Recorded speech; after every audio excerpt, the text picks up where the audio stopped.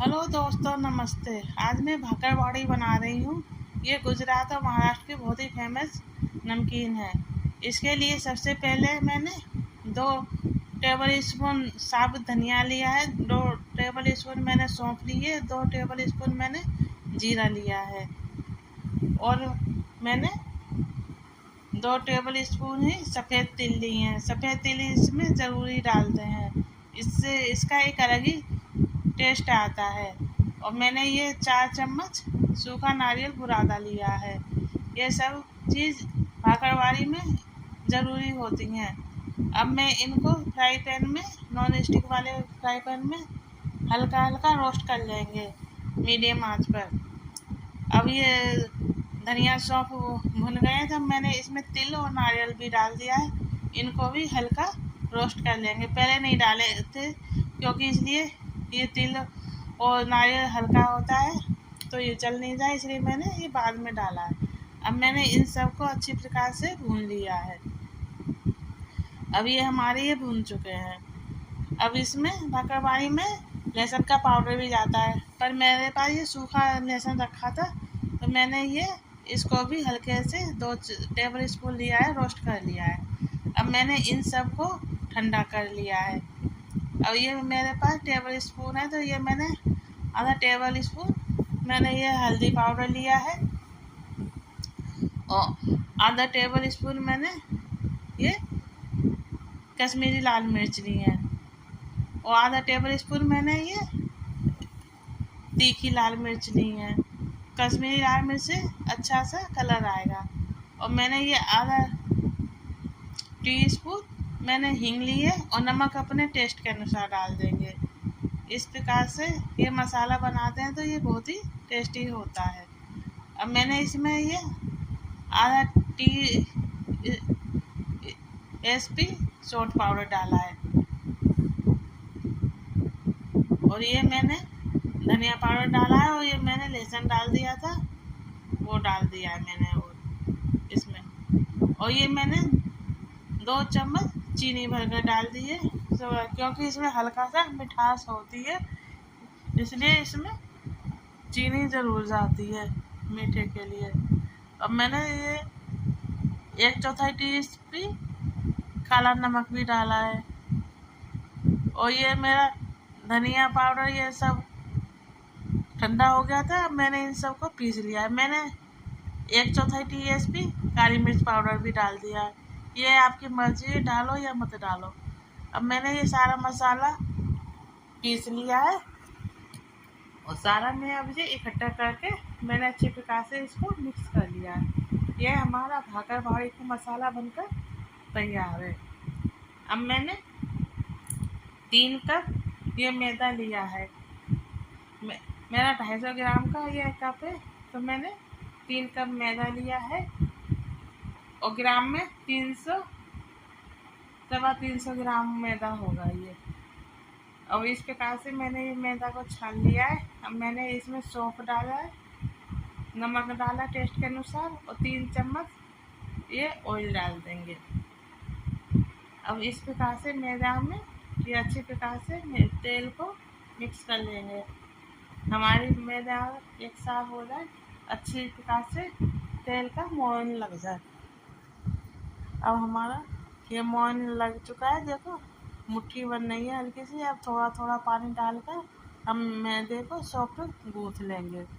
इस प्रकार से एक साथ ज़्यादा पानी नहीं डालेंगे, धीरे धीरे पानी डालेंगे ज़रूरत के अनुसार और इस प्रकार से इसका एक सॉफ्ट डो गूँथ लेंगे। अब हमारा ये मैदा का डो लग चुका है, आटा गूँथ गया है। अब इसको 10-15 मिनट के लिए रेस्ट करने के लिए रख देंगे। अब मैंने ये रेस्ट करने रख दिया है। इधर मैंने कढ़ाई में तेल चढ़ा दिया है और धीमी आंच कर दी है। अब हमारा ये आटा भी सॉफ्ट हो गया है, 10-15 मिनट रेस्ट हो गया है आटे को। अब इसको एक बार दोबारा से मलकर अब मैं इसकी भाकरवाड़ी बनाऊंगी। अब मैंने ये एक नॉर्मल लोई ली है और इसको पतला बेल लेंगे, बड़ी रोटी के बराबर बेल लेंगे इस प्रकार से। अच्छी प्रकार से। आप जितनी बड़ी बना सकते हो उतनी ज़्यादा हमारी भाकरवाड़ी बन जाएंगी। तो मैंने ये नॉर्मल रोटी से ज़्यादा बड़ी लोई ली थी और पूरे चकले के बराबर मैंने ये रोटी बेलकर तैयार कर ली है। अब ये इस पर मैंने इमली की चटनी लगा दी है। अब इस पे ये मैंने भाकरवाड़ी का जो मसाला बनाया है उसको भी अच्छी प्रकार से लगा देंगे। अब इसको टाइट हाथों से इस प्रकार से इसका रोल बना लेंगे अच्छी प्रकार से, और इसको फिर हाथ से रोल कर लेंगे यहाँ से इस प्रकार से अच्छी प्रकार से ये टाइट हो जाए। अब पहले तो मैंने ये चाकू से काटा था, चाकू से अच्छा नहीं कट रहा है, तो फिर मैं धागा लेकर आई। अब मैंने धागा से काटा, तो देखो धागा से कितनी आसानी से कट रही है और एक जैसे रोल भी बन रहे हैं अच्छे से। इस प्रकार से मैं सारी भाकरवाड़ी बनाऊंगी और सबको इस प्रकार से काटूंगी। अब मैं ये दूसरी लोई लूँगी और दूसरी रोटी बेलेंगे। ये हमारी भाकरवाड़ी बनकर एक बार की तैयार हो गई। अब मैं ये दोबारा ऐसे ही रोटी बेलूँगी पतली सी इस प्रकार से। नॉर्मल रोटी की तरह ही बेलेंगे। जो रोटी हम बनाते हैं उससे हल्का सा मोटी रखेंगे, ज़्यादा मोटी नहीं रखेंगे। अब मैंने पहले ज़्यादा इमली का पेस्ट लगाया था तो उससे थोड़ा सा भार आ रहा था। अब मैंने थोड़ा सा कम लगाया है इस प्रकार से, और मसाला मैंने अच्छे से इस पर लगा दिया है। और फिर इसका एक टाइट रोल बना लेंगे इस प्रकार से, और फिर हाथ से फिर दोबारा से रोल कर लेंगे और इस प्रकार से धागा से काट काट कर एक जैसी अच्छी भाकरवाड़ी में बना लूँगी। अब देखो इसमें कितना अच्छा कलर आया और ज़्यादा इमली की चटनी भी नहीं निकली, क्योंकि मैंने पहले ज़्यादा लगा लिया था पेस्ट इमली का चटनी का, तो ये निकल गई थी। अब ये हमारी भाकरवाड़ी अच्छी बनी है और देखने में भी अच्छी लग रही है। उसमें ज़्यादा अच्छी तो वो भी बनी थी, उसमें ज़्यादा मैंने इमली की चटनी लगा दी थी, ज़्यादा निकल रही थी। देखो ये बहुत ही अच्छी बनी है। इस प्रकार से मैंने ये सारी भाकरवाड़ी बना ली है। अब मैं तीसरी रोटी बनाऊंगी। इसी प्रकार से मैंने सारी भाकरवाड़ी बना ली है।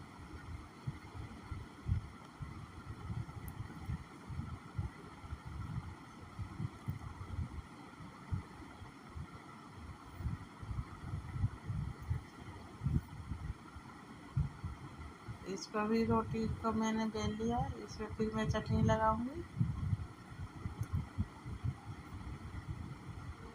इस पर फिर हम मसाला लगा देंगे भाकरवाड़ी का और फिर इसका टाइट रोल बना लेंगे इस प्रकार से। इसका रोल टाइट ही बनाना है, ढीला नहीं बनाना है, तो हमारी इसकी अच्छी शेप नहीं आएगी काटने में। तो इसलिए जितना टाइट बन सके रोल उतना टाइट रोल बनाए और फिर हाथ से दोबारा से अच्छी प्रकार से चक्के पे उठा के और टाइट कर लेंगे। और धागे से इस प्रकार से हम काटते हैं तो एक बराबर शेप आती है। देखो और देखने में कितनी अच्छी लगती है। इस प्रकार से मैंने ये सारी भाकरवाड़ी बना ली है। हमारा ये इतना आटा बचा है 2-3 बार का, इसकी भी मैं सारी इसी प्रकार से बेल बेल कर भाकरवाड़ी बना लूँगी। ये खाने में बहुत ही अच्छी लगती है, खट्टी मीठी होती है। गुजरात में और महाराष्ट्र में ये बहुत ही प्रसिद्ध है। मैंने तो महाराष्ट्र में खाई थी, इसलिए ये मुझे नमकीन बहुत ही अच्छी लगी। तो फिर मैंने इसको बनाया, मैंने खिला मैं भी घर पर बनाऊँ। इस प्रकार से मैंने भी ये भाकरवाड़ी बना रही हूँ इस प्रकार से।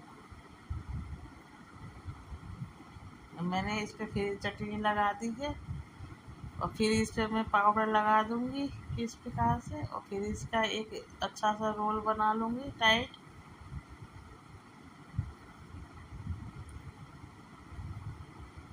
इस प्रकार से मैं सारी भाकरवाड़ी को तैयार कर दूँगी।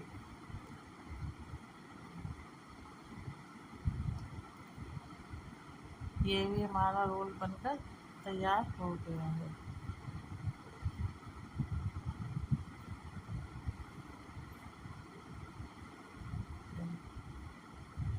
धागे से हम काटते हैं तो एक बराबर की शेप आती है और ये देखने में बहुत ही अच्छी लगती है।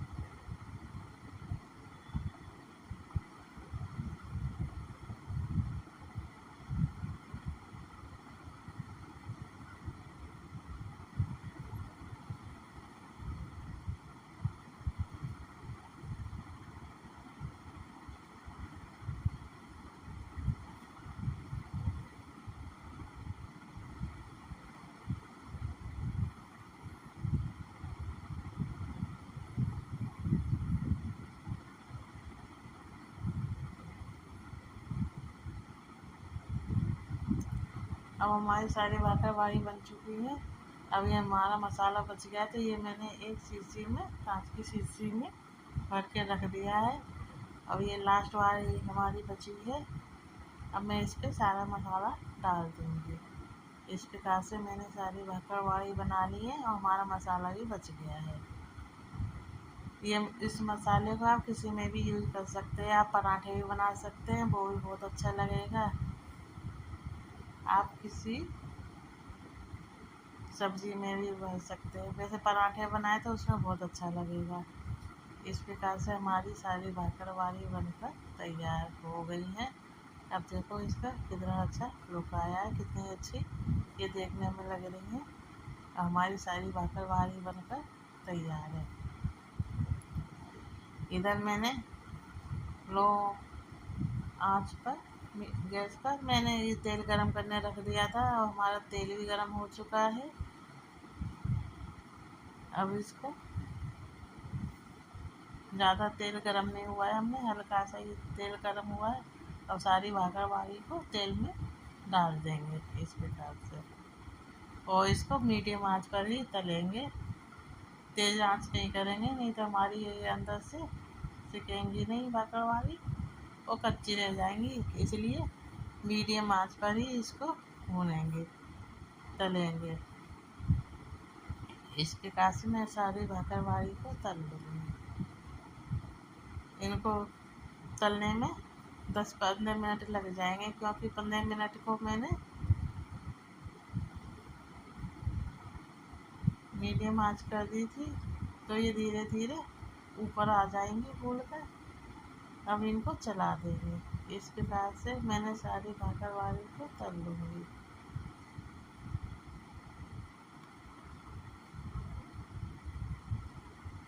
अब हमारी ये भाकरवाड़ी तल चुकी है। अब इनको मैं निकाल लूँगी। देखो गोल्डन कलर आया है। अब मैंने गैस बंद कर दी है। ज़्यादा तेल गरम हो गया था। पहले सारी भाकरवाड़ी को डाल देंगे, फिर हमारा तेल का टेम्परेचर थोड़ा सा कम हो जाएगा जब हम गैस को चलाएंगे, क्योंकि तेल बहुत गर्म है। और इसको मैंने पका। इस प्रकार से हमारी सारी भाकरवाड़ी बनकर तैयार हो गई है। देखो कितना अच्छा कलर आया है। अगर आपको ये वीडियो अच्छी लगी हो तो लाइक, शेयर और सब्सक्राइब कीजिए। Thank you.